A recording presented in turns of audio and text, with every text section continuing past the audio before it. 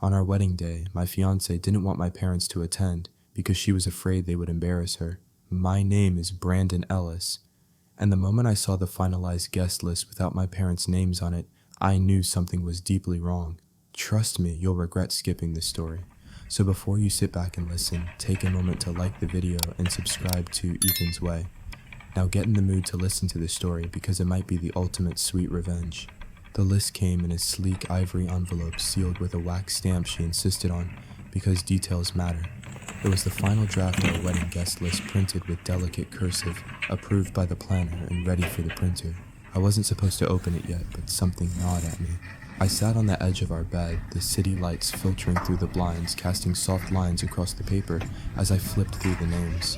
Her co-workers, her college friends, her sorority sisters and their plus ones, even her yoga instructor. But no Ellis, not my mother who'd worked double shifts to get me through college. Not my father who never missed a school play even when he came straight from his mechanic job covered in grease. Not my older brother, not even my aunt from Ohio, who once said I'd be the first Ellis to break out of the cycle. They were all gone. At first I thought maybe it was a mistake. Maybe she printed an old draft. But the moment I asked her, just gently held it up and said, "Hey babe, something's off here." Her entire expression changed. She didn't frown. She didn't panic. She smirked. "Oh, that's the final one," she said without looking up from her phone.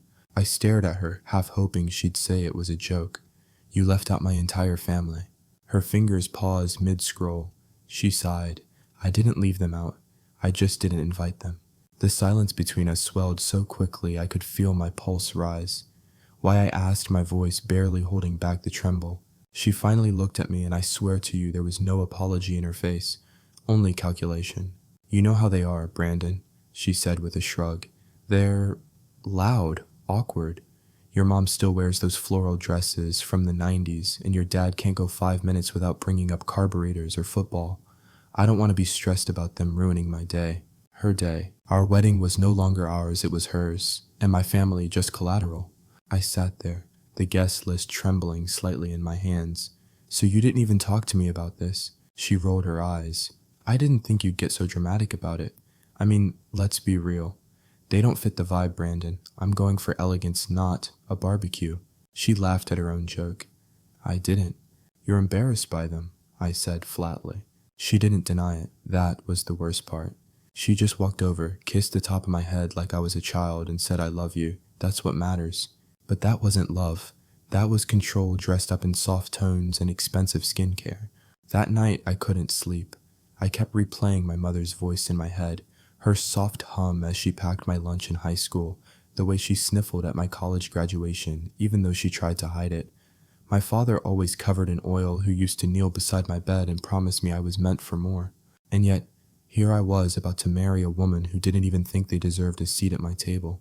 I stared at the ceiling until 4 a.m., wondering when it happened when I let myself fall in love with someone who thought the people who made me who I am were nothing but background noise. The next morning, I asked her again, just reconsider, for me. She put her coffee down and said, "Do you really want to start our marriage off with that energy? Them making comments about how much everything costs, or your mom crying during vows. Brandon, I want our day to be clean, perfect, aesthetic."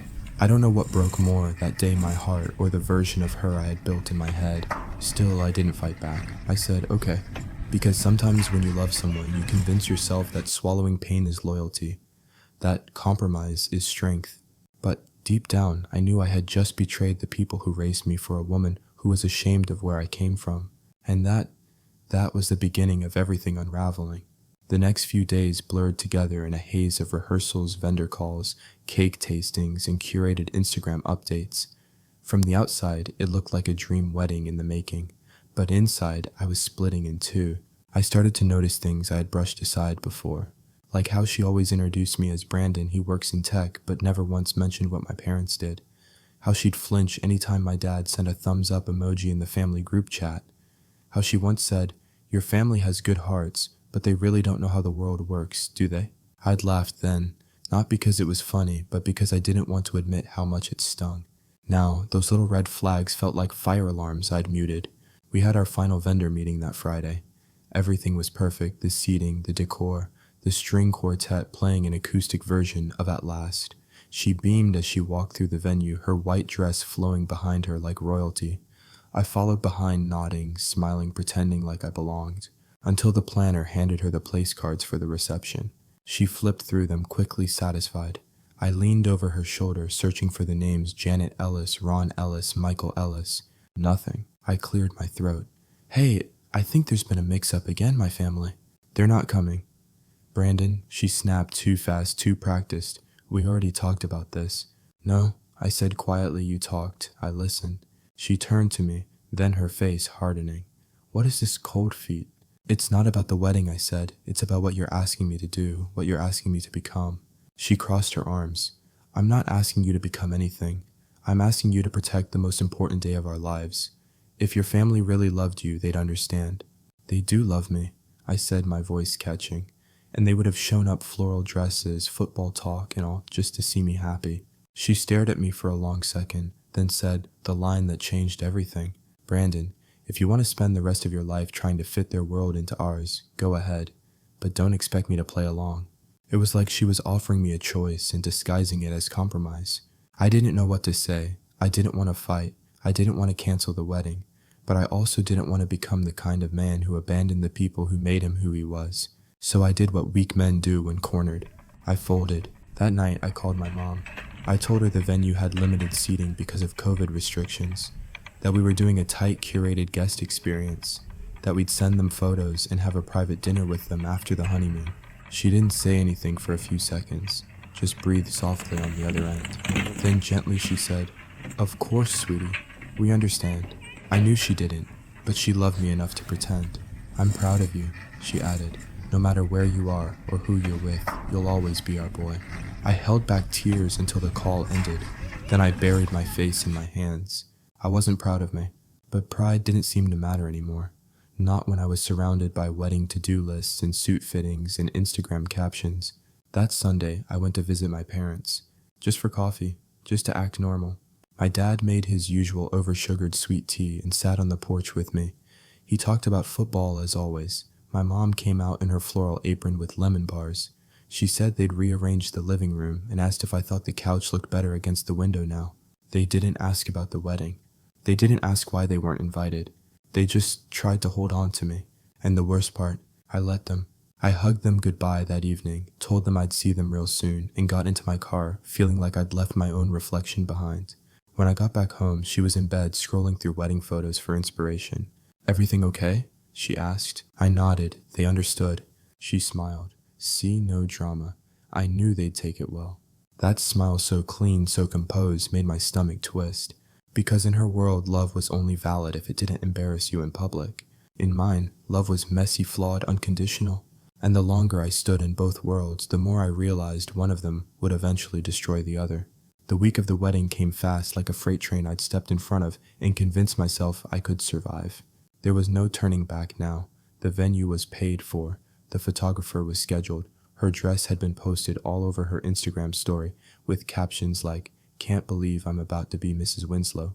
She insisted we take her last name, by the way, and friends were flying in from different states. The momentum alone made it feel like any hesitation would destroy everything. I kept moving, kept smiling in photos, kept nodding when people asked, "Are you excited?" like I wasn't carrying a weight that made it hard to breathe. At the rehearsal dinner, I sat beside her in a private dining room, filled with crystal glasses, white roses, and her extended family laughing, like they were already celebrating the deal of the century. She looked stunning in her white cocktail dress. She kept grabbing my hand beneath the table, posing for photos, laughing too loudly at jokes that weren't funny. And I kept up the act, but something about the night felt hollow. Josh, my best man, noticed. We'd been friends since 6th grade. He knew my tells. And he caught me outside by the valet while I pretended to be texting someone. "You good?" he asked. Yeah, I lied. He leaned on the brick wall beside me and lit a cigarette, even though he'd quit 2 years ago. "Bran, you've always been the guy who thought everything through. You used to make spreadsheets before choosing sneakers. So tell me, does this really feel right?" I didn't answer at first. I stared at the lights strung above the courtyard, pretending they were stars. "I love her," I said eventually. That wasn't the question. I laughed quietly, bitterly. "It's not that simple." "It's exactly that simple," he said. Either you're building something or you're burying something. Which is it? I didn't have a reply. He flicked the cigarette, sighed, and added, "You don't have to explain it to me, but if you ever need someone to talk to after this all blows up, because I think it will, I'll be here." It was the kindest warning anyone's ever given me. The day of the wedding arrived like a mirage, everything sparkling, pristine, carefully arranged like a Pinterest board come to life. I wore the navy suit she picked for me. I had my tie knotted by a professional stylist because she didn't trust my hands. I stood before a mirror while the photographer snapped candid prep shots and told me to look thoughtful, like I was reflecting on love. I was reflecting on betrayal. My own? I had betrayed my parents, my values, my gut, and I still wasn't brave enough to stop it. The ceremony was held outdoors, a minimalist white arch covered in white roses, guests in pastel tones, not a single face from my family's side. I kept scanning the crowd even though I knew they weren't there. No one was wearing a floral dress. No one had oil-stained hands. No one had that Ellis laugh that echoed like it could shake the sky. I stood at the altar as the music played and the crowd turned. She walked down the aisle like a magazine cover, perfect in every way. But as she came closer, something in my chest went colder. I realized I wasn't smiling. Not once. We said our vows. Hers were beautifully written about dreams, ambition, future elegance. Mine felt like filler. My hands were cold the whole time. We kissed, the crowd cheered, cameras flashed, people stood and clapped for the perfect couple with the perfect life. But all I saw were 3 empty chairs in the back corner. She never even noticed them. At the reception, speeches flowed like wine. Her father spoke about legacies, her mother cried about her daughter finding the perfect match. Someone joked about our kids going to private school before we'd even finished dinner. And me? I nodded, I laughed, I danced when asked. I kept looking at the doors, half wishing my mom would burst in and say she changed her mind. Half terrified she would. At the end of the night, the photographer pulled us aside for a few shots of just the groom. He directed me to sit loose in my tie, look reflective. He took 3 shots, lowered the camera, and said, "You okay, man?" I didn't know what to say, so I lied again. "I'm good, just tired." He nodded like he understood, but I don't think he did, because no one really knew what was happening inside me. That night, we went back to our hotel suite. She laughed as she peeled off her earrings and threw herself on the bed, champagne in hand, calling it the best day of her life.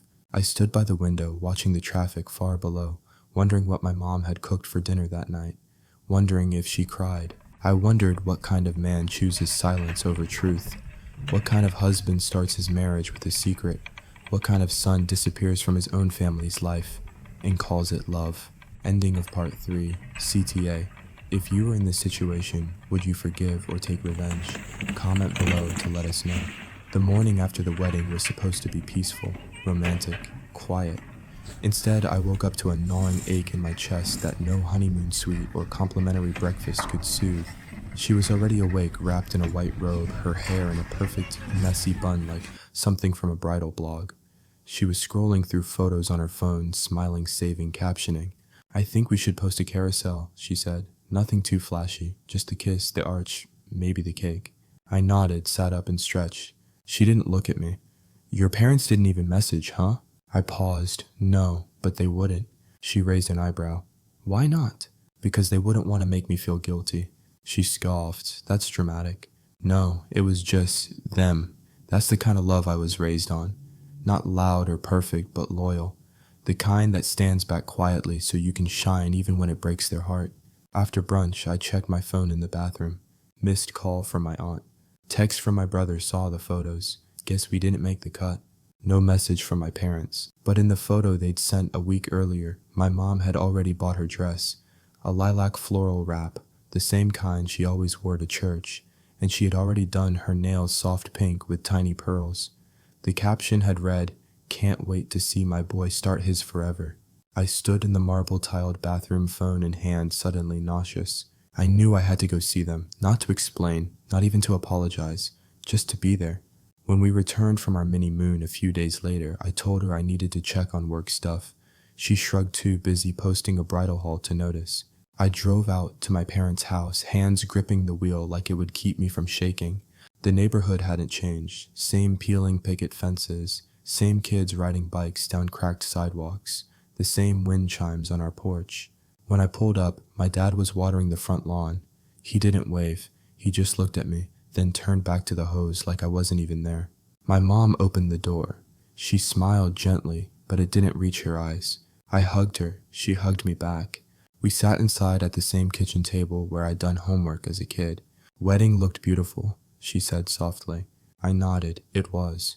She handed me a glass of tea, too sweet, just how I liked it. No one mentioned the invitation. No one asked why. But the air was heavy. I looked at my dad, who still hadn't sat down, just stood leaning against the doorframe, arms crossed. "You okay?" I asked. He didn't answer at first. Then he said, "You look like a stranger in those pictures." I flinched. My mom put a hand on his arm. "Ron?" "No," he said, voice hard. "Let him hear it. We raised you, Brandon. We scraped by so you could have a different life. Not so you could erase us from it." My stomach twisted. "I didn't erase you." He looked at me, then eyes steady. "Then what would you call it?" I didn't have an answer. "I didn't want to hurt you," I said. "But you did," my mom whispered. The silence after that felt like a funeral. "I'm sorry," I finally said. I didn't know how to stand up to her. I thought I could fix it later. "You shouldn't have had to fix it at all," my dad said.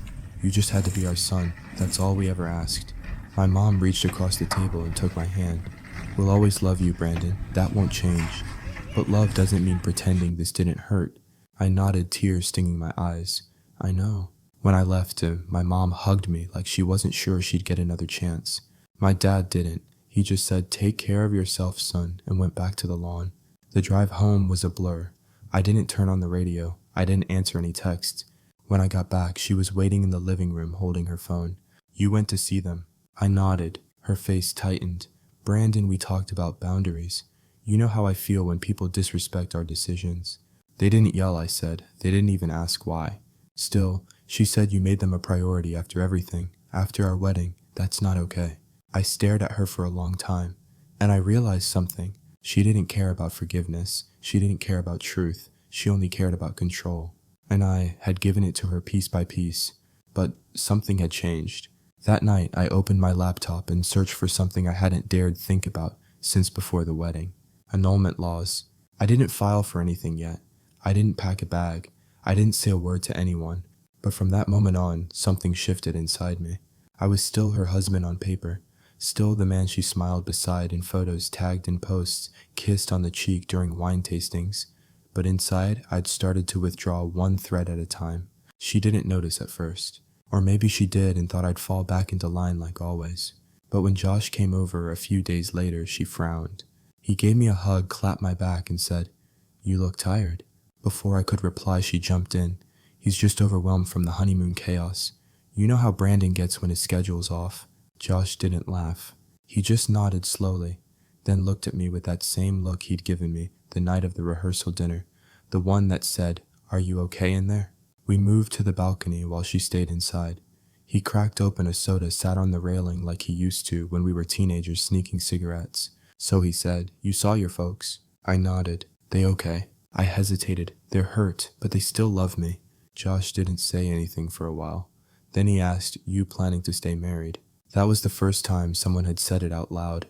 I leaned back against the wall, staring at the rooftops. "I don't know." He sipped. "You loved her." "I think I loved an idea of her," I said quietly. "The version I thought I saw before all this." Josh studied me for a long time. "So what now?" "I'm thinking." He stood up. "You don't have to burn the house down to walk out of it, man. Just don't wait until it collapses with you inside." It was the kind of advice you only get from a friend who's seen you at your worst and doesn't flinch. That night, I found myself watching our wedding footage. Not out of nostalgia, out of curiosity. I needed to see what the camera saw, what I had missed in real time. I scrubbed through the ceremony, the vows, the kiss. She smiled through it all like a performer on opening night. And me, I looked blank. Polished suit, perfect hair, scripted voice. But my eyes, they were searching. As if I was looking for someone who wasn't there. I hit pause on a still frame of us walking down the aisle together. Behind us, rows of clapping guests, her family, her friends. And in the back corner where my family was supposed to sit, just 3 chairs, decorated like all the others, but vacant. I took a screenshot, saved it. Proof of what I lost, of what she took from me. The next morning, I woke up early, earlier than usual. While she was still asleep, I opened my laptop and started making a list, small steps, not dramatic ones. Open a new savings account, forward all personal emails to a separate inbox, talk to a lawyer casually, visit mom and dad again, don't tell her, not yet. The list didn't make me feel free, but it made me feel awake. That afternoon, she asked me to go with her to a gallery opening. I said I couldn't, claimed I had a migraine. She frowned. You always go with me. I'm not feeling like myself, I said truthfully. She rolled her eyes. You've been distant all week. I said nothing. She didn't push it, just grabbed her clutch and left with a stiff goodbye. And for the first time in weeks, I felt like I could breathe in my own home. Later, while she was gone, I opened the top drawer of my nightstand. I reached past the receipts and spare cables until I found what I was looking for, a small folded piece of paper. It was the handwritten note my mom had included in the graduation card she gave me years ago. No matter how far you go, always be proud of where you came from. We are. I hadn't looked at that note in years. Now it felt like a lifeline. That weekend, I returned to my parents' house again, this time without calling. My dad opened the door, saw me standing there with nothing but car keys and a box of pastries. He didn't say anything, just stepped aside. I sat at the kitchen table while my mom poured tea like she always did. We didn't talk about the wedding, or the wife, or the hurt. We just were, present, together. And somewhere in that silence, I realized something. You can love someone and still walk away. You can forgive yourself for falling, for choosing wrong, for being afraid.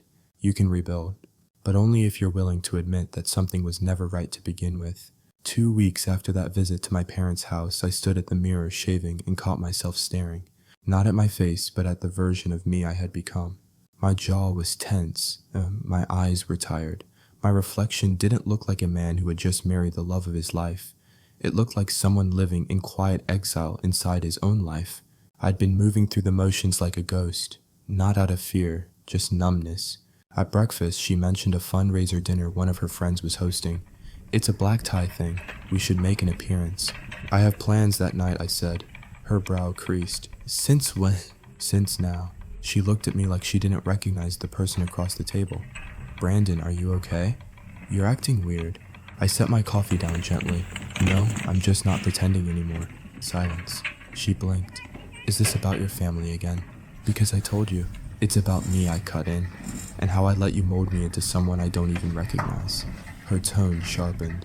So now I'm the villain, because I didn't want your parents embarrassing us at the most important event of our lives. No, I said you're the villain, because you knew how much it would hurt and you did it anyway. And I'm the idiot who let you. She stared at me stunned. Then she stood up, pacing. So what, you want a divorce? I don't know yet, I said calmly. But I want space, and honesty, and respect. She laughed cold and short. You knew who I was, Brandon. You loved it when I cleaned you up, introduced you to real culture, made you someone who belonged in rooms like that. No, I said. You loved doing that. I just loved you. She scoffed, grabbed her coat, and left. And I didn't stop her. That night, I couldn't sleep. I paced the apartment until I ended up on the balcony, staring out over the city, clutching the worn note from my mom in my hand. The silence was comforting, honest. A few days later, I visited my parents again, this time for dinner. When my mom opened the door, she smiled, a real smile. We made meatloaf, she said. I hope you're hungry. I was. My dad didn't say much at first, but halfway through the meal, he looked up and said, So, you figuring it out? Trying to, I said, piece by piece. He nodded. Good? After dinner, my mom pulled out an envelope. We were going to give this to you after the wedding. Inside was a card. Inside the card cash. Not a lot, but enough to know they had scraped it together just in case I needed it. We know you didn't want us there, she said quietly, but we still wanted you to have something from us. I swallowed hard. I did want you there. I just didn't fight hard enough. My dad stood up, walked around the table, and without a word, placed his hand on my shoulder. That was all he needed to say. The next day, I told her I'd be staying with my brother for a few days. She didn't argue. She barely reacted. She had already begun detaching from me the moment I started detaching from her narrative. At Josh's place, I finally slept. Like really slept. We played video games, watched bad action movies, ate takeout. It was simple, honest, real. Feels good, huh? Josh said one night as we crushed digital aliens on the screen. Yeah, I said. It feels like me again. He looked at me and said, So, what's next? I didn't answer right away. I didn't need to. I knew what was next. I was going to have the conversation no one wants to have. I was going to tell her I wanted out. But not with anger, not with revenge, with clarity, because the real revenge was becoming whole again. When I walked back into the apartment, I noticed the changes immediately. The living room had been rearranged. My things, books, tools, guitar, had been subtly pushed to one side, replaced by decorative candles and magazines she never read. It was no longer a shared space. It was her showroom. She was in the kitchen when I entered, sipping wine in silence. No greeting, no small talk. Just, "So, did you get it out of your system?" I dropped my keys in the bowl near the door. I didn't go to blow off steam. I went to figure out who I am without you telling me. She turned, leaning against the counter. Her eyes narrowed. "And what did you figure out?" "That I haven't been myself in months." She scoffed. "So dramatic." "No," I said, stepping closer. "What's dramatic is cutting someone off from their family, then expecting them to smile through it." She didn't blink. "You're still on that. I'll always be on that. Because it wasn't just about a wedding, it was about respect. And you made it clear who you respect and who you don't." She swirled her glass. "You knew what kind of life I wanted, a clean one, polished, curated. Your parents don't fit that." "You mean they don't fit your image?" "They're not bad people," she said quickly. "Just small." I flinched. "You really don't hear yourself." "Do you?" "They don't have ambition, Brandon. They're fine with their little routines, their yard sales, their potlucks. You were supposed to be different." "I am different," I said. "But not because I'm ashamed of where I come from. I'm different because I know how to appreciate it." She set her wind-down eyes hard. "So what now? You want a divorce?" I didn't say it right away. I walked to the window, looked out over the city skyline she adored so much. "I want peace," I said. "I want to stop pretending. I want my name back, my voice, my dignity."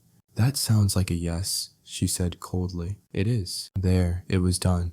No yelling, no storming out, no broken dishes or dramatic exits.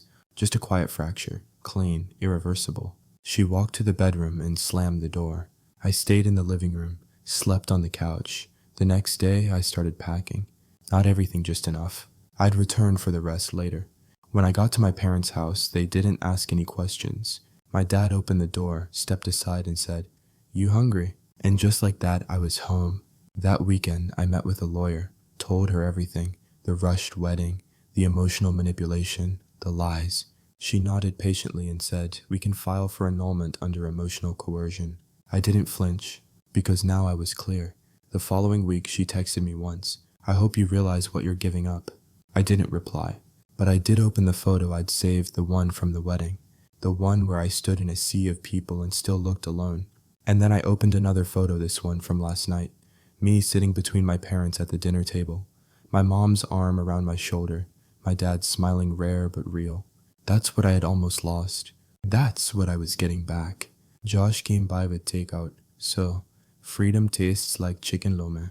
I laughed for the first time in what felt like years. Freedom tastes like finally being myself, and as the night wore on, I realized I hadn't just ended a marriage. I had ended a performance, and begun something far better. I found the letter by accident.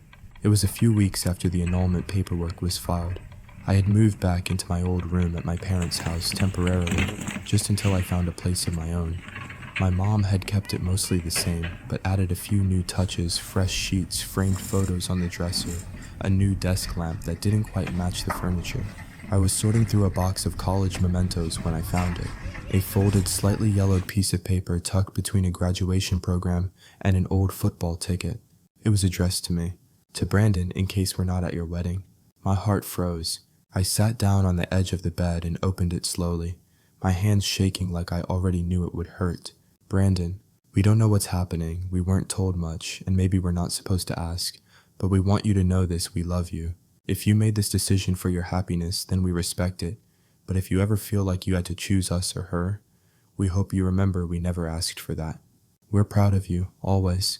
From the day you took your first step to the day you walked across that graduation stage. We'll be here no matter what room you're in or how far it feels. Love, Mom and Dad." I didn't cry immediately. I just sat there stunned, like someone had cracked open my chest and filled it with quiet. They had written this before the wedding, before I even realized how far I'd gone. They had sensed it, and still they didn't fight. Me didn't guilt trip, me didn't explode. They just loved me, in silence, from afar. I brought the letter downstairs later that evening. I didn't say anything, just handed it to my mom while my dad watched from his recliner. She read it slowly, her eyes glistening. Then she looked up and said, "We weren't sure if you'd ever see it." "I wish I had read it then," I said. "It wouldn't have changed your choice," she said gently. "You had to go through it. Some lessons don't fit in words." My dad added, "Sometimes the only way to see clearly is to lose your way a bit first." We sat in silence after that, but it was the kind of silence that heals not wounds. Later that night, I took a walk through the neighborhood. The same sidewalks I used to ride my bike on as a kid, the same stop signs, the same mailbox I used to drop letters to Santa in. I thought about how much I had wanted to leave this place, how badly I had wanted to be someone else. And now I was coming back not because I failed, but because I finally understood who I was. I stopped at a street corner and opened my phone, scrolled through my contacts, hovered over her name. I didn't text, but I did open the message thread, the last one from her. "I hope you realize what you're giving up." I finally had an answer. I typed, "I do. I gave up pretending, and I got myself back." I hovered over the send button. Then I deleted it. Because some things don't need closure. Some things just need to end. And what came next? That would be mine to build on my terms. No filters, no shame, no empty chairs. Only real ones, filled by the people who never left even when I did. A month had passed since the annulment papers were filed, and I was starting to believe that time really could smooth the jagged edges of memory. There wasn't some dramatic conclusion, no final argument or desperate plea, just quiet signatures on a few legal documents that unwound a marriage faster than we planned it. It's strange how fast you can untangle something that felt so tangled in your soul.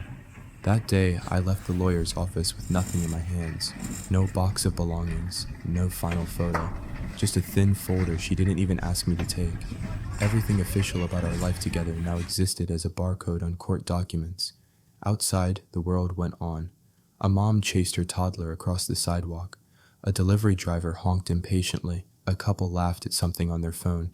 All around me, people were still building things, families, routines, futures, while I was slowly deconstructing mine. I got in my car and drove not home, not yet. I needed somewhere to think, to pause. I ended up at a little cafe I hadn't been to in years. One of those places with handwritten chalkboard menus and patio tables with mismatched chairs. I ordered a black coffee and sat outside beneath a red umbrella that fluttered in the breeze. The air felt crisp, honest. I took a sip and let the stillness settle. Then my phone buzzed. It was a message, not from her, from her mother. "Brandon, I just want to say I'm sorry. I didn't know she was capable of cutting people out that way. You didn't deserve that. I hope you're okay." I stared at the screen for a long moment. I hadn't expected that. The last time I saw her, she was beaming at the wedding, offering me champagne and complimenting my tie. She had stood beside her daughter with pride, oblivious, or perhaps willfully ignorant, of the people we'd left out. And now she was apologizing, or trying to. I didn't respond, not because I was angry, but because I didn't need it. Closure isn't always a conversation. Sometimes it's just knowing you've moved beyond needing someone to see you clearly. I returned to my parents' house that evening. I hadn't yet found a new place to live, but they didn't pressure me. They didn't ask when I was leaving. They just made space like they always had. My mom was in the kitchen baking again, chocolate chip cookies this time. The smell hit me before I even got to the door. She turned as I walked in. "You okay?" "It's done," I said. She didn't rush to hug me or ask for details. She just nodded and handed me a cookie. It was still warm, soft in the center. That's the kind of comfort I had forgotten existed, the kind that doesn't require a breakdown to be offered. My dad came in a minute later with the day's mail, flipping through envelopes with his usual focused frown. "Letter for you," he said, holding out a cream-colored envelope with an unfamiliar return address. I opened it cautiously. Inside was a letterhead from a university I had once dreamed of teaching at. I had applied long ago and forgotten back when I was still trying to find my way out of a job that paid well but drained me. It was an offer. Adjunct lecturer, psychology department, foundations of identity. I laughed aloud, sharp and sudden. "What is it?" my mom asked. I handed her the letter. "Looks like I'm going back to school." My dad let out a low whistle. "Now that's something we should toast to." That night we did. Nothing fancy, just sweet tea and mismatched mugs. But we raised them like champagne flutes. Later I sat in my old room, now part storage unit, part refuge. I opened my laptop, cleared some files, and started a new one, Lecture Notes Identity. The irony wasn't lost on me. Here I was about to teach others how to find themselves, right after I'd only just started finding myself again. A few days later, I started prepping the syllabus. As I skimmed through textbook chapters and drafted slides, I realized I didn't want to hide behind theory. I wanted to tell the truth, at least my truth. So I wrote a case study, not with names, not with exact details, but a story of a man who traded parts of himself to fit someone else's mold, who let go of his people, his voice, his roots, who learned the hard way that love built on shame isn't love, it's performance. It was raw, it was personal, it was real. On the first day of class, I stood in front of 27 students. Some barely looked up from their phones. A few had the blank stares of early morning exhaustion. But one girl in the back nodded when I introduced the course title, Who We Are versus Who We Pretend to Be. I told them the case study, left out the wedding, the names, the ring, but the pain, the choices, the betrayal that I let them feel. After class, the girl from the back came up. Her voice was small but certain. That story, she said, that wasn't just a lecture, was it? I smiled. No, it wasn't. She nodded. Thanks for telling it. That moment reminded me sometimes your story isn't just yours. It's someone else's mirror. The next few weeks passed in a rhythm I hadn't known I missed. Teaching, writing, walking campus paths with a thermos of coffee and a backpack slung over my shoulder like I was back in undergrad. Except this time, I wasn't rushing toward a future someone else had picked for me. I was building it 1 page, 1 hour, one real conversation at a time. Every lecture I gave about identity, I gave a little piece of myself. Not with confessions, with empathy, with honesty. I wasn't there to perform, I was there to connect. One night after a class about familial influence and self-worth, a student stayed behind. Quiet guy, probably 19 or 20. He wore worn-out sneakers and carried a sketchbook instead of a laptop. He stood by the door, almost hesitant. Professor Ellis, yeah. That story you told about the guy who felt like he wasn't allowed to bring his family into his new life. I nodded slowly. He shifted his weight. That's kind of me right now. He didn't need to say more. I saw it in his eyes, that guilt, that ache, that internal war between loyalty and escape. I just said, you don't have to cut them out to grow. You just have to stop shrinking yourself. He looked like he might cry, but he smiled instead and said, thanks. As he left, I felt a kind of peace I hadn't felt in a long time. I wasn't just healing, I was helping someone else begin. Then, out of nowhere, I saw her again. It was a Sunday. I had just finished grocery shopping, real adult shopping too, not just snacks and frozen pizza. I was loading bags into the back seat of my car when I heard someone say my name. I turned and there she was. Emma. She looked well put together like always. Hair cut into a shorter, sleek style. Expensive coat, perfect nails. She still looked like she belonged on the cover of some 30 under 30 startup magazine. But her eyes weren't bright. There was something dull behind them, something empty. Brandon, she said again, her tone half relieved, half wary. I stood there for a second, stunned. Emma. She stepped closer, folding her arms like she was cold. I didn't expect to run into you, neither did I. A pause, the kind that stretches too long and exposes all the cracks. You look healthy, she finally said. I nodded. I am. She glanced down at the bags, still into plain food. Huh? I cook? Now, I said. Simple meals, real ingredients. She chuckled. Figures. You were always good at fixing things. I didn't say anything, because I wasn't going to make this easier. After a few seconds, she said, I saw your name in a faculty directory. Psychology Identity Development, I said. It fits. Her mouth twisted like she wanted to say something clever but couldn't find the words. And then she asked the question I wasn't expecting. Do you hate me?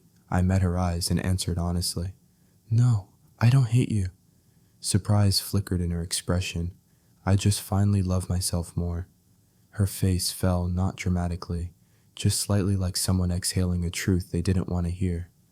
I wasn't ready to love someone like you, she said softly. I know.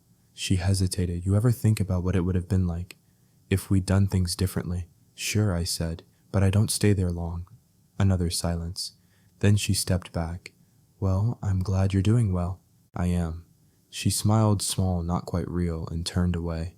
As she disappeared down the row of parked cars, I felt nothing sharp. No regret, no revenge fantasy, just distance, a kind of emotional clarity I hadn't known I was capable of. She wasn't my villain anymore, just a closed chapter. Later that week, I was sitting on the back porch of my parents' house sipping tea with my mom as the sun set. The yard looked the same as it had when I was a kid, overgrown in the corners, Dad's birdhouses still hanging lopsided on the fence, a new set of wind chimes that sang every time the breeze passed through. She looked over at me, smiling. "You've changed," she said. "I hope so." "No," she said, "not changed, just returned." I thought about that for a moment. I feel that too. We sat quietly, letting the wind speak for us. A few minutes later, my dad stepped out and handed me a manila envelope. "This came for you." It was the final legal document. Annulment finalized, signed, stamped, done. I tucked it under my arm and didn't even open it, because I already knew what it said. More importantly, I knew what it meant. Freedom. Not from her, but from who I'd become trying to be what she wanted. That night, I cleaned out the last of my things from the apartment. Not because I needed them, just because I was ready to finish. As I packed up the final box, I noticed something tucked in the back of a drawer. A note from Josh, scribbled on a receipt, probably shoved in there during the wedding week when everything felt like it was falling apart. "When you remember who you are, you'll walk away. I believe in you." I smiled, and I finally believed in me too. It's strange what you remember in the quiet moments. The sound of your mom humming while making breakfast. The way your dad used to ruffle your hair and say, "Get your head out of the clouds, kid." The squeak of your bedroom door. The exact spot in the floor that creaks if you step on it wrong. Those memories had faded to the background during the time I was with her, buried beneath curated photos, expensive brunches, and white linen dinner parties where my laugh didn't even sound like my own. I had tucked away the real parts of me to fit into her world. Now that I was back in mine, they were all coming back, and it was like breathing air after holding it too long. A few weeks after finalizing everything, I found myself doing something unexpected. I started building a workshop in my dad's garage. Not because I suddenly needed a new hobby, but because I wanted to work with my hands again, to make something real, something honest, something that didn't exist just to be posted or praised. My dad helped me put in a proper bench and some new lighting. He didn't ask questions, just handed me tools and let me figure things out. "That's the most sawdust I've seen in this place since you were 16, he said one day, leaning against the doorway with a beer in hand. I chuckled. I remember the time I tried to build a skateboard ramp and split a 2-4 with your socket wrench. He laughed. "Yeah," and then blamed it on the neighbor's kid. We both laughed deep belly laughs, the kind I hadn't had in years. That's when I realized I wasn't just repairing wood out there, I was repairing connection, to my roots, to myself. Then came the message I didn't expect, a LinkedIn notification of all things. It was from Emma. Saw the university page. "You're doing well. I'm happy for you." That was it. No apology. No long paragraph trying to rewrite history. Just a single line. I didn't respond. Because I didn't need to. Her voice didn't live in my head anymore. Her approval wasn't currency, and her absence wasn't grief. It was peace. Still, something about that moment stayed with me, not because it hurt, but because it didn't. The old version of me would have obsessed over the right way to answer the most gracious way to seem mature, while secretly trying to make her feel small. Now I just set the phone down and went back to sanding a shelf. Later that week, I was at campus finishing up some grading when I heard someone call my name. It was Sarah, one of my quieter students, the kind who always turned her papers in early but rarely spoke in class. "Professor Ellis." I looked up. "Hey Sarah, everything okay?" She nodded, clutching a folder to her chest. "I just wanted to say your lectures helped me more than I thought they would." I smiled. "That means a lot. Really." She hesitated, then added, "Especially the one about performance versus authenticity. I'm kind of living that right now." I leaned forward. "Want to sit?" She did. She told me about her mom, how she wanted her to major in economics, date a certain kind of guy, dress a certain way, how every decision felt like it was being watched, rated. I started lying, she admitted, about everything, even small stuff, just to keep her proud of me. I nodded. I didn't interrupt. I just let her speak. When she was done, I said, "You don't have to be ungrateful to outgrow someone's expectations." She blinked, holding that sentence like it was the first thing that had made sense in months. "Thanks," she whispered. "I think I needed to hear that." After she left, I sat alone in the empty classroom, and I thought about how far I had come from a man silently hurting in his own wedding photos to someone who could help another soul find their way out of a lie. That's the quiet power of healing. It ripples. That weekend, we had another family dinner. Mom's roast chicken, Dad's mashed potatoes. I brought homemade bread I had baked earlier in the day. Okay with help from YouTube tutorials, but it still counts. The three of us sat in the backyard under string lights. Dad had finally decided to hang up after 3 years of, "I'll get to it." They asked about class. I asked about the neighbors. Mom showed me pictures of her garden. Dad showed me a new drill he was excited about. It was peaceful. After dinner, I pulled something from my bag, a printed photo I had found while cleaning out some old folders. It was a snapshot from my high school graduation. Me standing between my parents, both of them in their work uniforms, arms around me. My mom's smile was lopsided from crying. My dad was trying to look tough and proud at the same time. I handed it to them. "Remember this?" I asked. My mom clutched it to her chest. My dad nodded quietly. "I forgot how good this moment felt," I said. "I want to stop forgetting." My mom reached across the table and squeezed my hand. "So do we." We stayed out there long after the plates were cleared. No big declarations, no dramatic revelations, just presence. Before bed, I pinned that photo to the fridge right above the note my mom had left weeks ago about dinner and too much potato salad. That was my new kind of altar, not to a perfect life, but to an honest one. And as I turned off the lights and headed to bed, I realized something I hadn't said out loud, yet I was proud of myself, not for surviving what happened, but for not staying gone, for returning to the version of me that had never really left. He'd just been waiting for me to remember him. They say healing isn't a destination, it's a series of quiet decisions you make every day. To show up, to stay honest, to choose yourself even when it hurts. That's what life looked like now. Not flashy, not loud, but rooted. I lived in a small 2-bedroom house about 20 minutes from campus. It wasn't anything extravagant. Hardwood floors that creaked in places, walls painted a soft gray, a porch swing that my dad and I built together over a long weekend. But every inch of it felt earned, and more importantly, it felt true. The second bedroom was my reading room. No desk, no screen. Just shelves, a worn recliner, and stacks of books my younger self never had time for. There was a photo pinned to the wall near the window, one I looked at often. It wasn't from the wedding. I had deleted every single photo from that day, not out of spite, out of necessity. No, this picture was from a family barbecue, before college, before ambition started talking louder than belonging, before I mistook shame for self-improvement. It showed my mom holding a bowl of potato salad with one hand while waving a flyaway with the other. My dad was wearing his favorite oil-stained cap. I was somewhere in the background mid-laugh holding a hot dog in a paper plate. No suits, no filters, no fake smiles, just life. One Friday night, I hosted dinner for my parents. It wasn't fancy pasta salad, garlic bread. I accidentally burned a little, but they said it was perfect. We sat at my table. My table. The same one I bought secondhand from a couple down the street who were moving out. There was a faint scratch on the edge and a wine stain from before I even owned it, but that table meant everything because it finally had the right people around it. After dinner, we sat on the porch, my dad in the swing, my mom beside me with a blanket over her lap. "I never thought we'd be here," I said. "What do you mean?" my mom asked. I thought I'd have to choose one life or the other, the old me or the new one. I didn't think there was a version of this where I got to keep my roots and grow something better." My dad sipped his tea. "That's because they made you believe growth meant cutting off the past. But real growth, it takes the past with it, makes peace with it." My mom added, "Love doesn't ask you to hide. It invites you to be seen." They didn't say it to accuse me.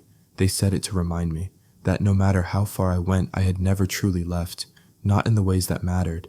The next morning, I woke up early, made coffee, sat on the porch as the sun began to rise.